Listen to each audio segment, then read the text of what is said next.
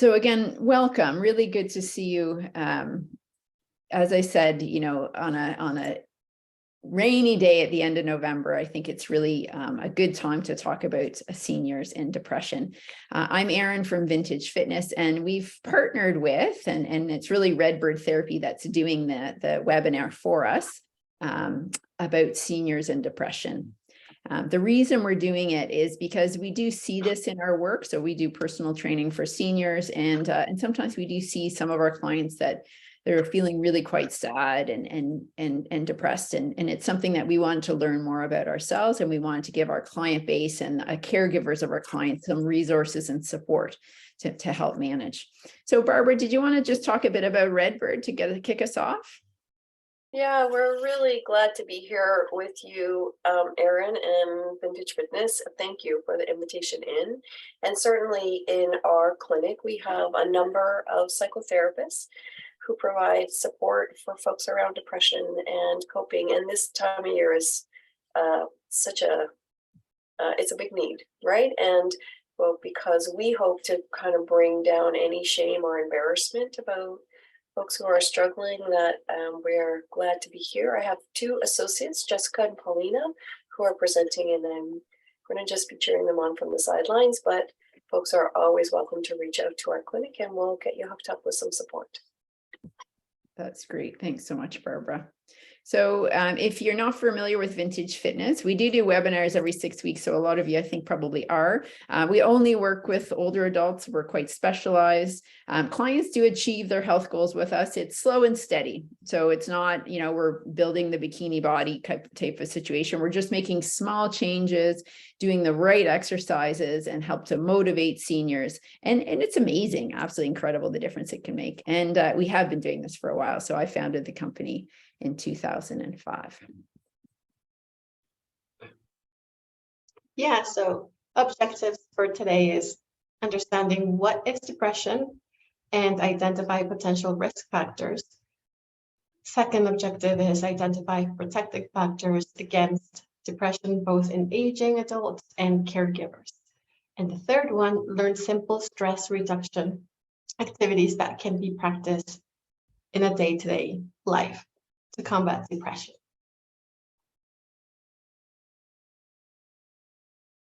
Yeah, so who we are, we provide virtual or in-person therapy in Toronto, Belleville, Aurelia within this coming year. We also have a variety of languages. I also speak Spanish. We have Farsi, Mandarin. We provide low-cost counseling, free initial consultation if you want to give it a try. And what I could say from my side is that my name is Paulina, and before working for Redbird Therapy, I was involved in working for Sheridan College in terms of older adult research. Yeah, so Jessica, I don't know if you want to say something. Yeah, I'd love to. I'm Jessica. I work as an associate at Redbird as well. I'm actually physically located in Belleville, Ontario. So anyone who is in my area, I do provide in-person services, but I also provide virtual services to people across Ontario and sometimes outside of Ontario. I personally work with a lot of different age groups, and I have a pretty strong background in addictions work. So that is one of my specialties. So to start us off, I kind of want to just take us through an activity. One of the objectives Paulina mentioned is taking some skills with you. Okay, depression is a really hard thing to manage, so I want to just introduce you to a mindful breathing activity. So the first thing we're going to do is discuss mindfulness. So mindful breathing is a skill that can be practiced here today in this little group. I'll walk you through that, but it can also be practiced throughout the presentation if you notice yourself feeling a little unsettled. Oh. Next, predecessor Jason Kenney announced I wonder if everyone can just make... Perfect, thank you. That was awesome. So you can practice it throughout the presentation if you're feeling a little unsettled, a little nervous, a little uncomfortable. Right? It can be a little pressure sitting in and learning some information, but it's also something you can take with you and practice in your daily life. If you want to practice as a group throughout the presentation, you're welcome to pop in the chat, put your hand up, whatever it is, and you can ask us, we can pop back, we can practice the activity. Being aware of your own needs and being comfortable asking for support, especially in depression, is really important. So I want to support that with you guys today. So to practice mindful breathing, we want to start just by gently focusing our attention on our breath. So we begin noticing our breath coming in and going out. No expectations here, just becoming aware of your breath from the moment to moment. Mindful meditation practices do involve paying close attention to our present moment. So noticing our thoughts, noticing the sensations we're experiencing and our emotions, whatever is going on for you in the moment. Deep breathing can have a lot of benefits. So it can help reduce pain, anxiety, negative thoughts. It can help with sleep. It can help calm in moments of stress. And like I said, practice anywhere, anytime to help you calm, focus, or relax. So to start, we come to a comfortable position. This can be seated, this can be lying down. One important thing though is making sure that our body is fully relaxed and our back is straight, we're upright, we're just comfortable. The next thing we want to do is take a moment to ground yourself in the space. So we can gently close our eyes, or we can just note the presence of the room around us. So can you feel your feet on the floor? Can you hear my voice or something in your room? Can you feel your body against your chair? Do you notice any smells? So on and so forth. Once we've done that, we want to draw our attention to our breath. So just start noticing your breath coming in and out exactly as it moves in the present moment. While we do that, I will skip to the next slide and introduce box breathing. I have a nice little animation that we can follow. Box breathing is a rhythmic type of breathing that helps balance our nervous system when we're feeling stressed, anxious, upset, sad, whatever it may be, and it's super simple. So with our little animation here, I'm going to give it a minute to cycle back to the top, and then if you want to follow along watching the screen or as I talk, I'm just going to get you to practice the breathing exercise a couple times. I'll give you a space to do it yourself, and then we'll move forward. So first thing, in 3, 2, 1, hold, 3, 2, 1, out, 3, 2, 1, hold, 3, 2, 1, breathe in, 3, 2, 1, hold, 3, 2, 1, out, 3, 2, 1, hold, 3, 2, 1. I'll give you a second to practice.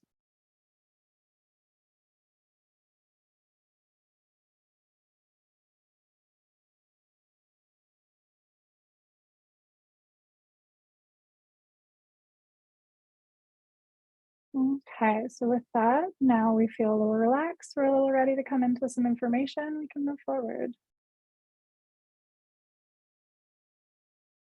Paulina, you're muted. Sorry for that. Okay, so what is depression? So depression is more than just having a bad day. So it means that you have symptoms of sadness, hopelessness, feeling bored. Depression isn't caused by personal weakness. It's a medical illness and can be treated. Thank you. So depression can affect your feelings, body, relationships. Being depressed can make it hard to picture ever feeling good again. It often does not get better on its own. So it may even last for years without treatment. Yeah, so the next slide. Thank you. So it is important to clarify the following. Even though depression is common among older adults, it should not be considered a normal part of aging. Thank you. So the warning signs of depression is low mood, loss of interest, disturbed sleep, decreased and increased weight or appetite, loss of energy. So here I want to give you an example, and you can read the other warning signs for your reference. So when someone is grieving the death of a loved one, it is normal to experience feelings of sadness and despair. For most people, these feelings will gradually decrease within a year or so. If a person's despair is so bad that they are unable to function, they may be suffering from depression. So that means if these feelings within a year don't fade away, then there could be a probability that you have depression. Yeah, so other contributing factors are poor health, functional and cognitive impairment, pain, poor nutrition, changes in social resources such as feelings of isolation and losing someone. Yeah, and here are more other risk factors. So if you notice these risk factors, you can see that they are in themselves areas to potentially work in therapy. So for instance, if you see low self-esteem, that could be done through therapy as well, and exploration of self-worth. And Paulina, question for you. The changes Yeah. in the brain as a risk factor, is that because of the brain change, or is that because you're dealing with a chronic health condition that then is hard for you to manage and then you feel depressed? Yeah, I think it could go both ways. So I mean, here the example is having had a stroke or Parkinson's disease or Alzheimer's. So the brain changes in terms of illness, a medical illness, is a risk factor, but also the opposite of brain changes when people have depression. So I don't know if that answers your question. It does, for sure. And if you have questions, feel free to ask as we go through, or just pop it in the chat and I'll bring them up as well. Thank you. Yeah, so here we can see life events that also are risk factors in themselves. So that could be separation, divorce, financial crisis, moving away from people you love, so not having that support system close to you, grieving the death of a loved one, so losing that person that you really used to love a lot or you used to go out, moving to a new place, so it could be due to financial crisis or due to moving to a place that's smaller.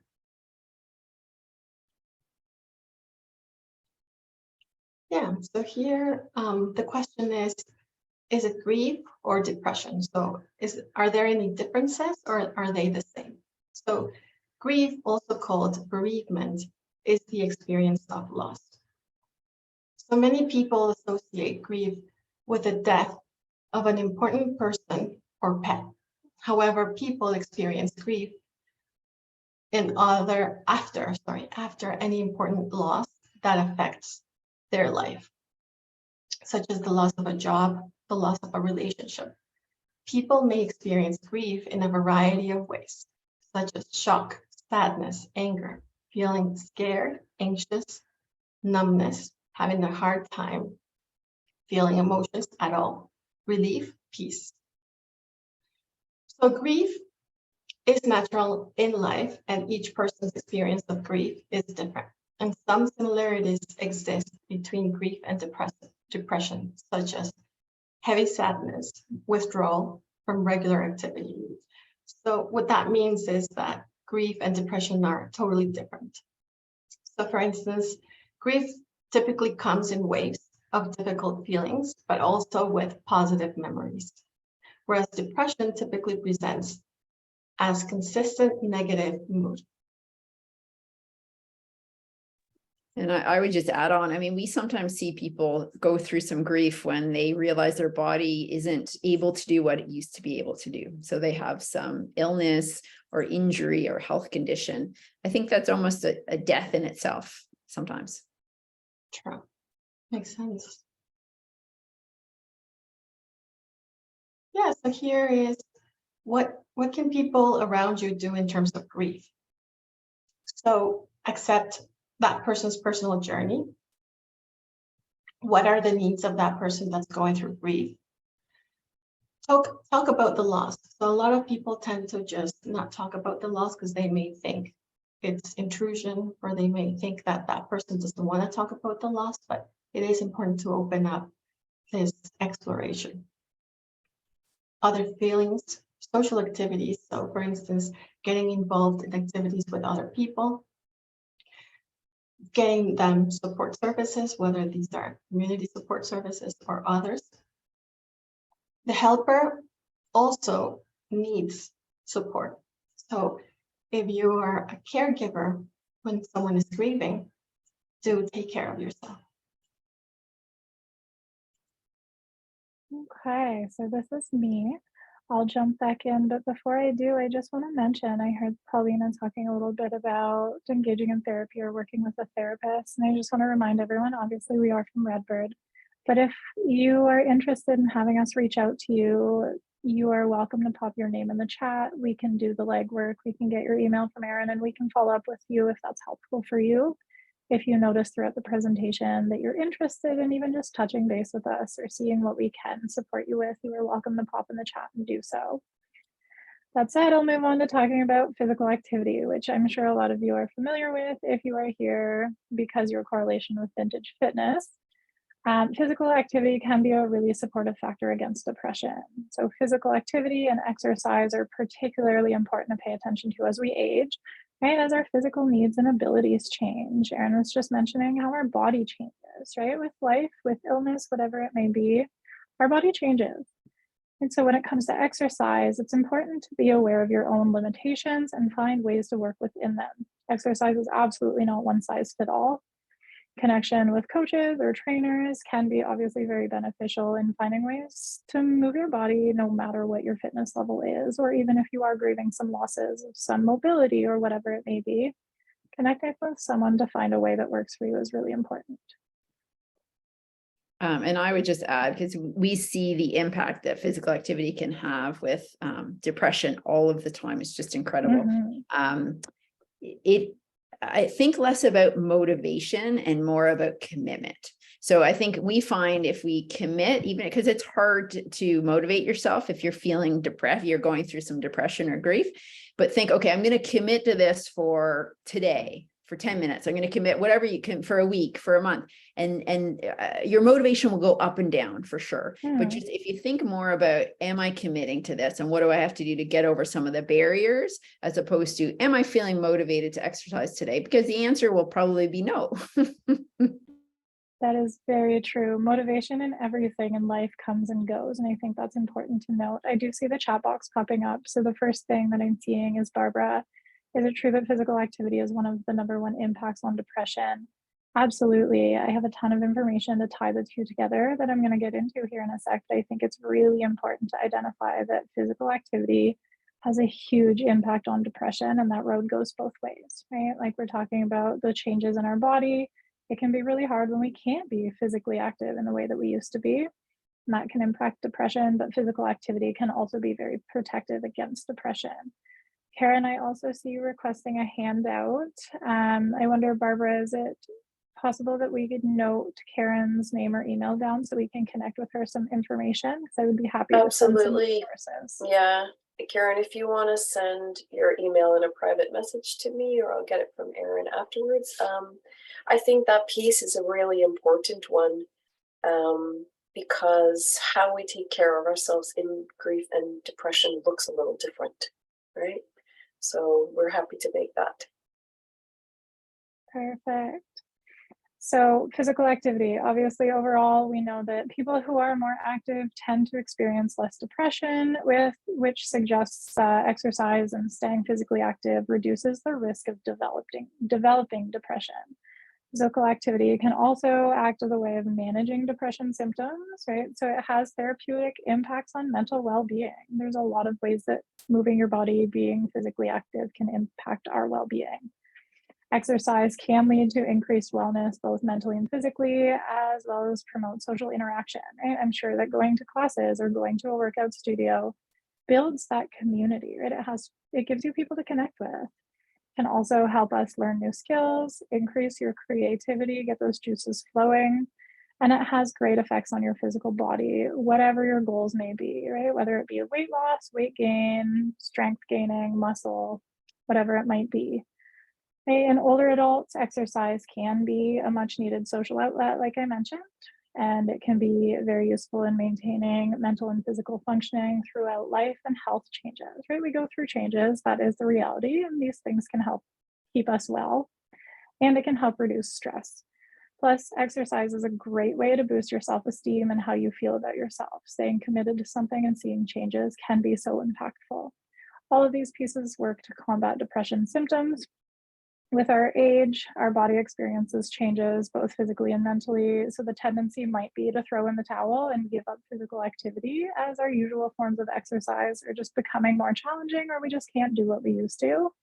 That does not have to be the case. Physical activity and exercise can totally be flexible. It's important to find ways to move your body in ways that work for you and suit your personal needs.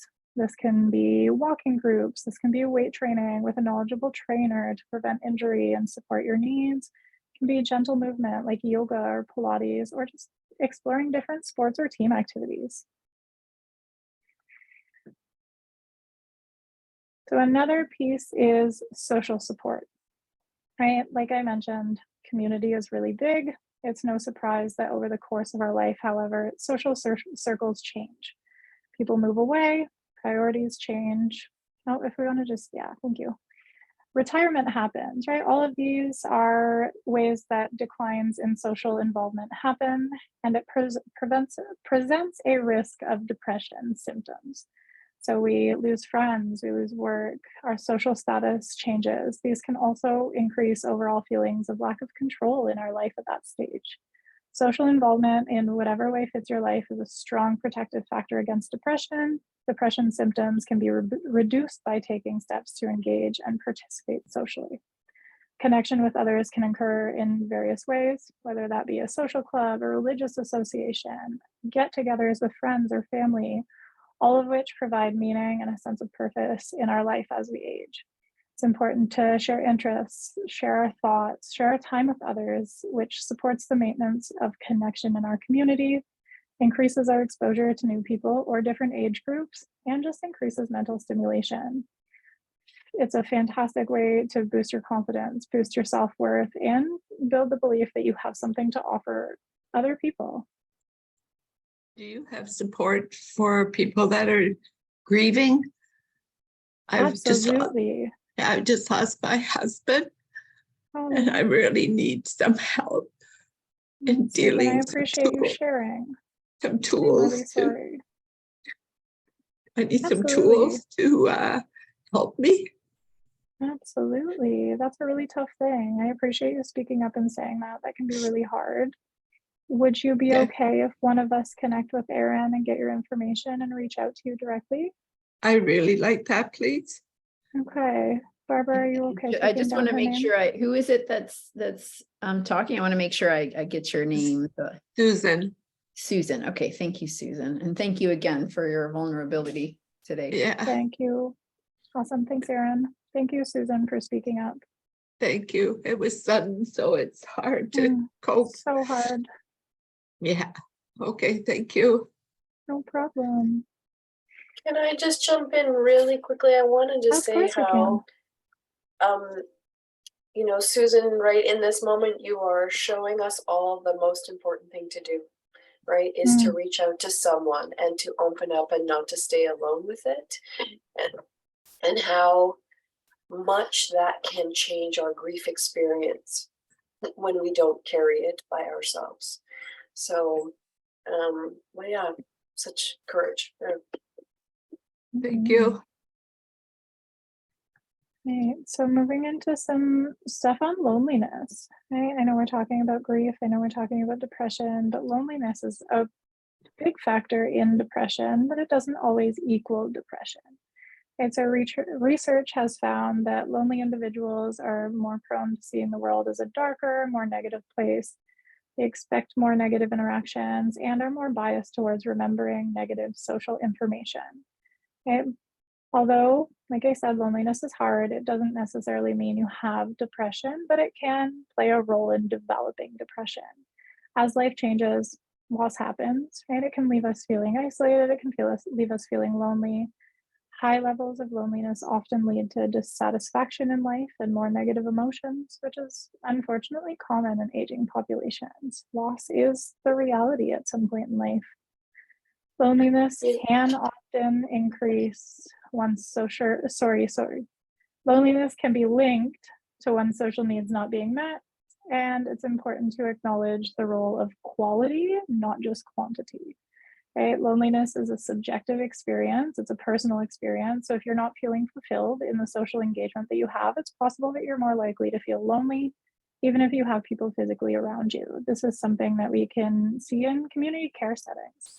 Right? There's a lot of people physically around you in the same life stage as you.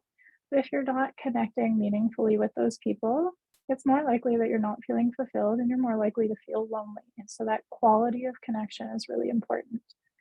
Another important distinction is emotional loneliness versus social loneliness.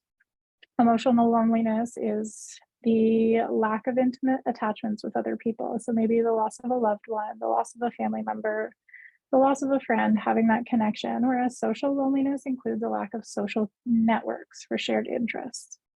And so social loneliness is common when we retire. We leave the workforce if that was a source of connection for you. And then emotional and social support and close connection with families, partners, and friends overall protects us against depression and supports our recovery.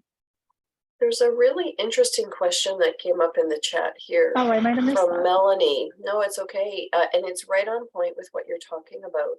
Is like, given that we're still dealing with a pandemic, you know, do you have suggestions or any advice around supporting an elderly parent whose social interactions with the public are really limited, either due to age or due to health, you know, having immune compromised perspective, where, you know, those things that we used to do, the kind of going out that we used to do, have been limited from the pandemic? That is a really good question, because I know that people of all ages are struggling from the impact that the pandemic has had on our social abilities. So it totally speaks to the loneliness piece. Obviously, everyone's situation is very unique, and what is accessible to them is very unique. But I want to highlight a really important factor that we're engaging in right now. Right? We are all connecting with one another from the safety of our homes via Zoom. Right? There are so many things that have come out of the pandemic online that, although we might not always be super comfortable with at the beginning, right? It might be a really new thing to us to connect with friends over the internet, over a camera, and it's not the same. I would say that it is better than nothing in a lot of cases, but it can also provide a really empowering and really valuable experience. There has been a lot of different groups or webinars even that do present online now, and I know that might take a little bit of a research. I think it is one resource that could be very useful. That said, I would also look into what is popping up in your area, right? What is around you that maybe is coming up in smaller groups. I think a lot of people, a lot of resources are now becoming more aware of the risks with the pandemic. So finding maybe those smaller groups or finding out what protective steps they're taking against the pandemic could be very helpful. I'm just seeing something else come up here. I just want to make sure that I'm getting everything. Sylvia, I appreciate you sharing that piece. It is a very challenging thing. Sylvia's just sharing that she's facing a similar situation with her mom, who is isolated and is limited with lack of resources. Right? It can be really challenging. And I think even if you wanted to reach out to someone, we can try and connect you with resources in your area or different supports that could be available. So moving on to sunlight. I think sunlight, bright light, I know this is funny to talk about today in our gray and dreary day. Sunlight is really important in staying well. Right? Sunlight, bright light, they can all have impacts on depression symptoms, and sunlight is so important to our well-being for a lot of reasons. Sunlight acts as a natural regulator of our circadian rhythm, which is just our sleep-wake cycle. It's why humans rise and fall with the sun. Sunlight exposure is positively linked to lower risk of depression in older populations for a couple of reasons. So first being UV light exposure can decrease inflammation in the body, which is associated with depression. Additionally, low vitamin D levels in people are linked to depression, and sunlight is a fantastic source of vitamin D. And then the other piece is that sunlight also decreases stress hormones in our body that are linked to depression, and again, supports that regular sleep-wake cycle. So overall, sunlight is linked to a positive mood. However, that said, obviously physical limitations change. Older populations can't always consistently access sunlight easily, right? Whether this is due to environmental factors like living in a care facility or being a wheelchair user, or just due to medical conditions that could get in the way of being out in the sun for that long, right? An alternative to sunlight is what we call bright light therapy. So it's just like it sounds, it's exposure to therapeutic levels of bright light through a specialized lamp. Doing so, providing that to yourself, can support healthy sleep-wake cycles, which promotes well-being, good sleep, positive mood. That's because bright light, like sunlight, works to support melatonin in our body, helps regulate that sleep-wake, keeps our body on a natural and healthy cycle. So through all of these pieces, sunlight, bright light are really important. If you're new to the idea of bright light or those specialized lamps, I would totally suggest checking in with maybe your doctor or a care provider, because they would absolutely be able to support you in finding something that might work for you. Sylvia, I do see your comment. I don't personally have a specific brand I can recommend, but like I said, if you talk to a practitioner, if you reach out to someone who can support you in that, they can absolutely recommend some different things. Or if you do have one that you found works for you, maybe drop that into the chat and that would be awesome. Together. So I want to take a beat. I want everyone to maybe just take a deep breath.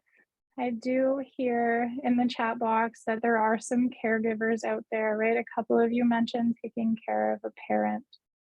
Right? I just want you to take a minute and check in with yourself. You're welcome to share, or you're welcome to just sit with this for a moment. But I think it's equally as important that caregivers are given the space as the older population is, right? So take a moment to reflect on how you're doing. How are you feeling in this moment? How are you feeling with caregiving? Whatever is coming up in your journey, just take a minute to honor your own feelings. If you want to share, you're welcome to. If not, I'll just give you a minute to sit.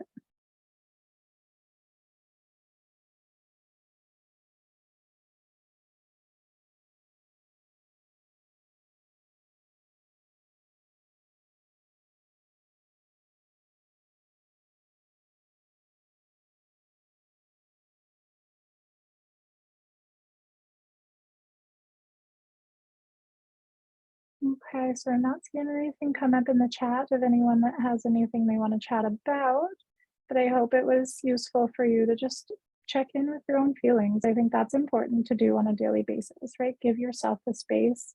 Even when we are so busy taking care of others, you are just as important, and that's important to remember.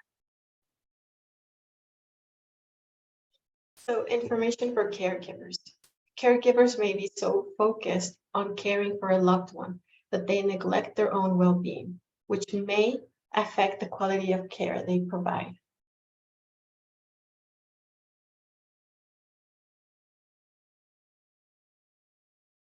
Oh, okay, thank you, Sylvie, for sharing that. So here are some common experiences. So I wonder if you could just check each one of those and think about which of these feelings are related to you in terms of caregiving, which of these feelings are causing you the biggest concern, and are you able to find ways to relieve these feelings? So I wonder if anyone would want to share about these common experiences.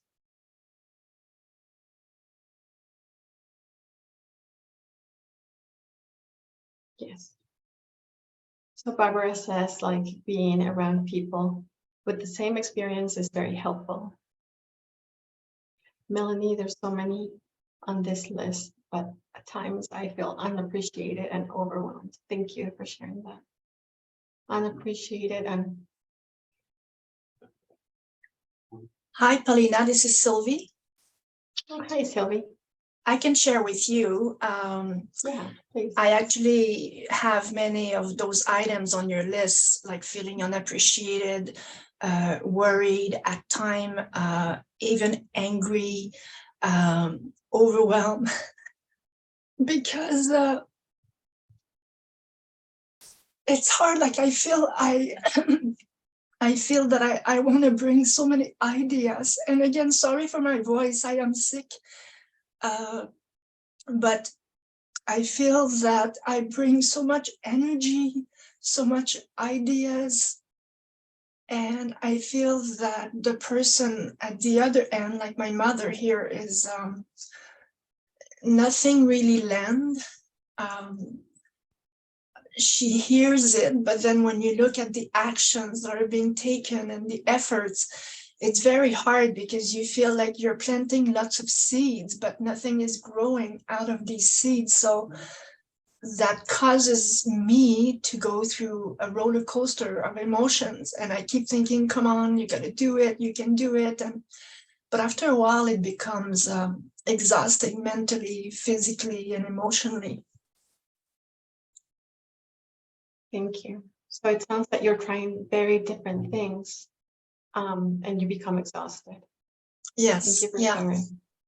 Being with you today, I realized that I think I need to look for a group of other caregivers that I could just share with, because I could see how I'm feeling today. So I don't know if you have any caregiver groups to recommend. I think that's a great question, Sylvie. I mean, maybe we can do some research if you wanted. We talk about the difference between in-person and online options. And Okay. honestly, if there are enough people here who are really looking for that, maybe Redbird could initiate something. Because I know I just came back from a extended time with my mom, and it's just heavy, right? It is a heaviness that having other people be like, oh my God, I know what that's like. You know, you're just like, oh, somehow just that lets the burden off. Yes. So, yeah. And I'm not looking, for a resource where I could complain and bring negativity, but it's more a resource where you have empathy and a quality listening and just feeling like, hey, I understand. And that's it, like today. So thank you, Barbara. Yeah, I'll be you're looking welcome. forward to hear. Okay, so if there are others, just let us know. But Sylvie will take note of that need and see where we can go with it. Okay. Thank you, Barbara. Melanie, you have your hand up there. Yes, hi. I wanted to thank everyone for the webinar today, but I also just wanted to speak about what other people are referring to in terms of caregiving. This is my second time dealing with this. My mother passed away 6 years ago to Alzheimer's, and so I was involved in caregiving with my father. So we went through it then, and now my elderly father lives with me and my husband. So it can be very challenging because I want to be a good daughter to him, but I also want to balance out my own needs. And at times I get very frustrated because, I feel like I'm doing everything I can and to support him. And but we don't necessarily communicate the same way. So, he has his own way of doing things and I have my own way of doing things. And, I'm trying to be as compassionate as possible, but it doesn't always work out that way. So I think the idea of a group that, focused on caregiving would be very helpful. I know for me, I feel alone very much of the time because a lot of people that I know are not dealing with the same circumstances. So if there's any way to facilitate some sort of group around that, I would really appreciate having something like that available to me. So thanks. For sure. Thank you.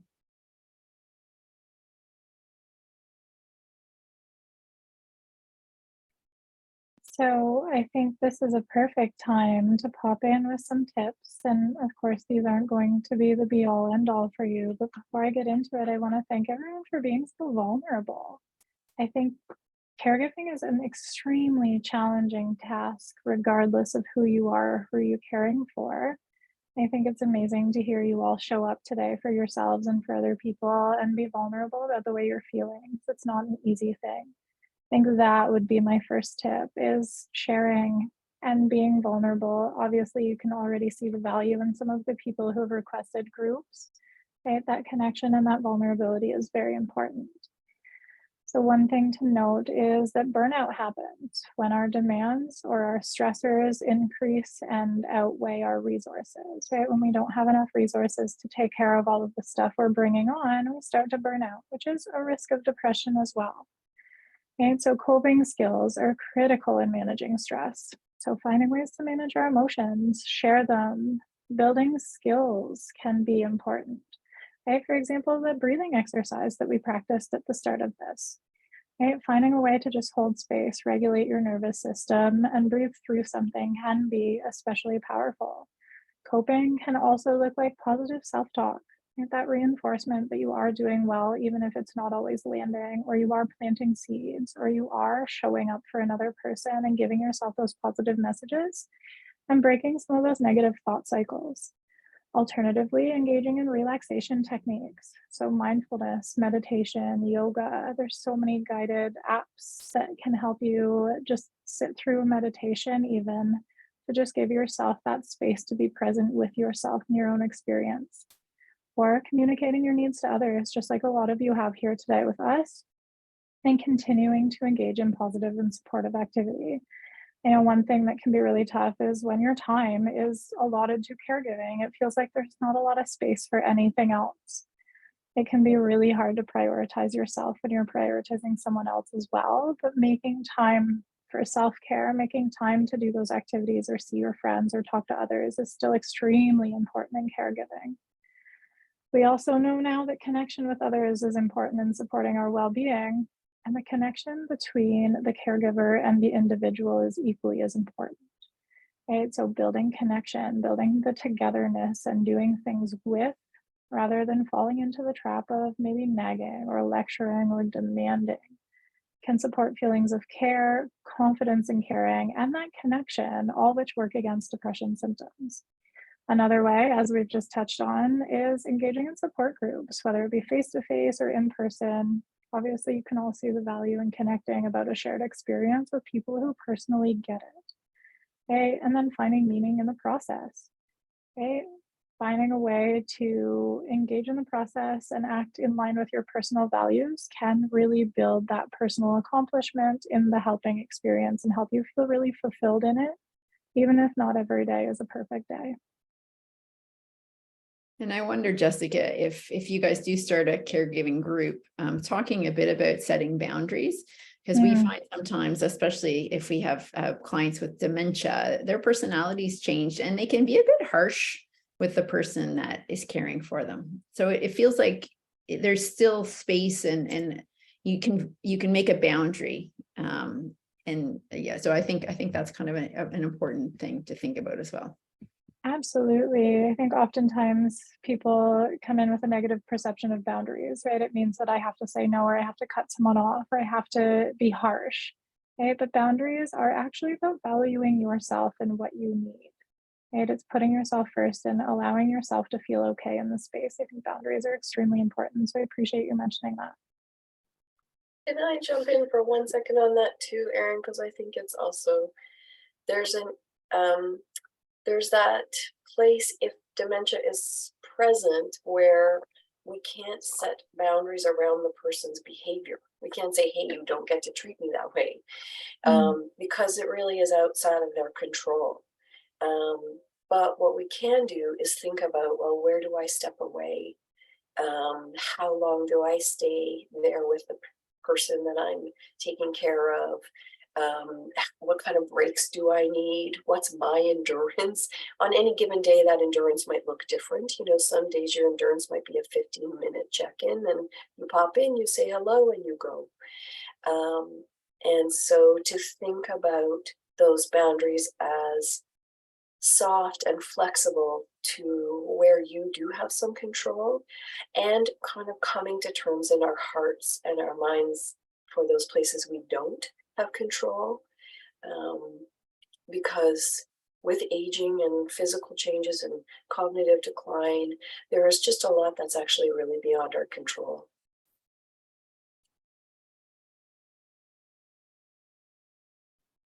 Thank you, Barbara. So just touching on what Jessica mentioned. So rule number 1 is look after yourself. And as some of you mentioned, yeah, it's about your needs. So what are your needs and what needs are not being met? So taking care of yourself is a huge component of your well-being.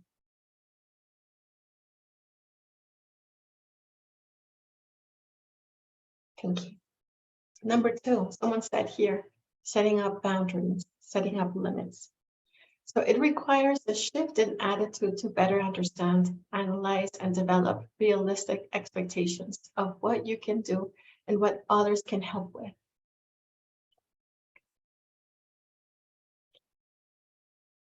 Thank you. So here I found this really interesting film from Quebec, and I thought maybe it would be interesting to share. I mean, you can jot it down if you want to see it, and it has to do with, it talks a little bit about the lives of caregivers.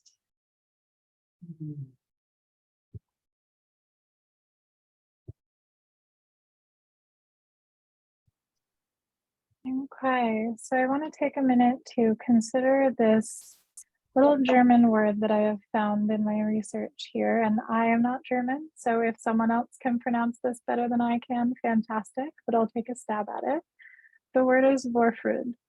So Vorfreude is a German word that doesn't really have a direct English translation, but it's made up of 2 parts. So Vor, meaning before, and Freude, meaning joy. So therefore the rough transition comes out to before joy, or we can say joyful anticipation.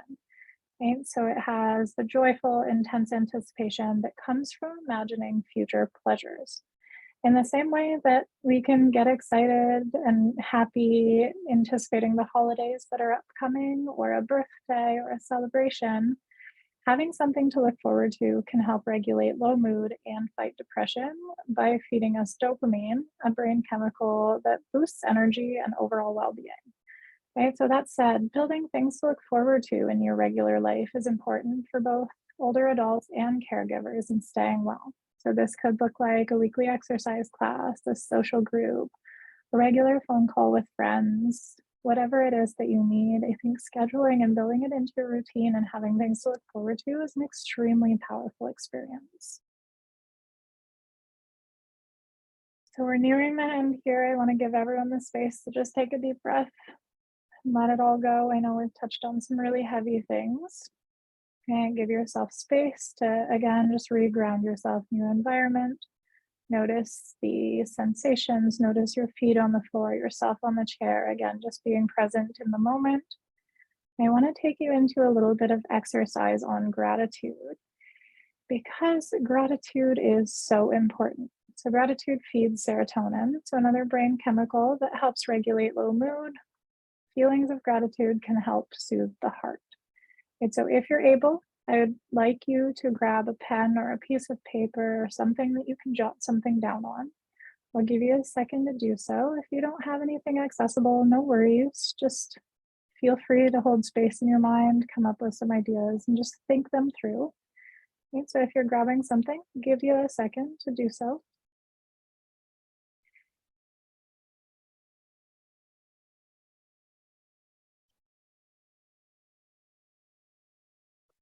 Once we have something to write with, whether it be on the computer, on paper, in your head, doesn't matter. I just want you to take a bit of space to come up with 3 things that you have felt grateful for recently, whether it be a person at the grocery store, your mom, your son, a friend, a stranger in the street. Take a minute to come up with 3 things that you have felt grateful for recently.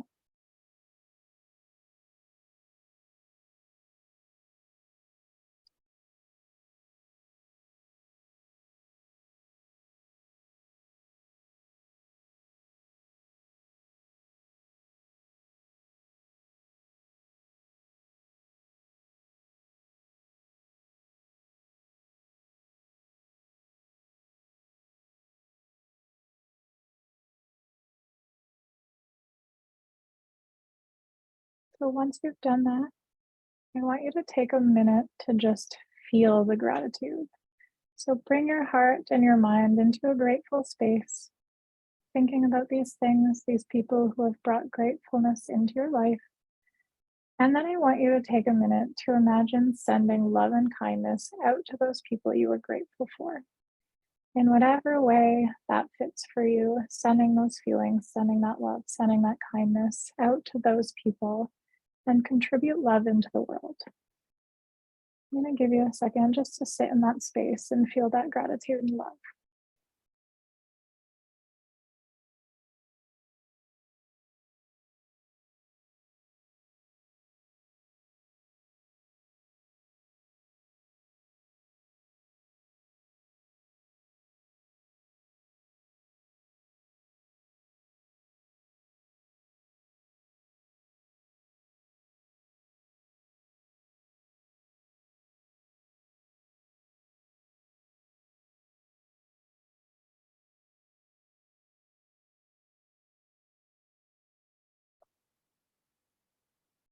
And now that we've had the opportunity to reflect on gratefulness and gratitude and find those things within us and send that love out to those people we're grateful for, I want to reflect on why we did this. Okay, this exercise, we could just stay there for just a second.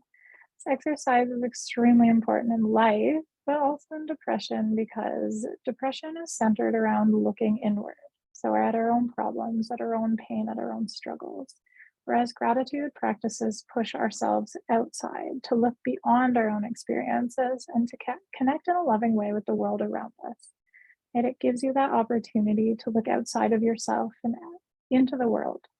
Gratitude also helps us honor our own value. Okay? It's important that everyone here honors their own value. You're all here for a reason, and that is something that I'm grateful for. The fact that you all showed up here today with us, I think that is something that brought me a lot of gratitude. So I really hope that you guys have the space to honor your own value that you brought today.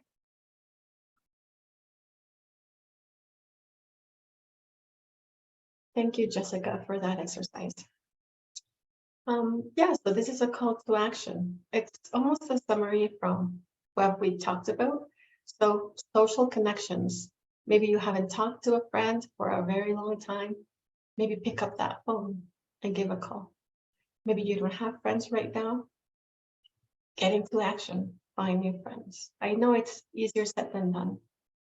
Physical activity, find something that's very rewarding and easy for you to do. Maybe you used to do swimming before, or maybe you used to do hiking before, and maybe you forgot about them. So maybe taking those on today. And a huge call to action to mental health. Check your feelings, check your thoughts, have that moment.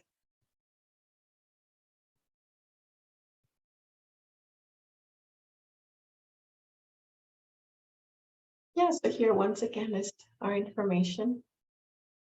If anyone wants to reach out, or as Barbara said, if anyone wants to connect with us, just send Barbara a private message. I also wonder if we can use this space for any questions that didn't get time and space in the conversation throughout, or if there's something that you're holding on to, a feeling that has come up, even if you wanted to share some of your gratitude. If there's anything important that you wanted to bring up with us or ask or mention, this is your space to do so. We have about 7 minutes left. Erin, I don't know if there's anything else you need to cover, but we have the space to do that now if anyone wants to.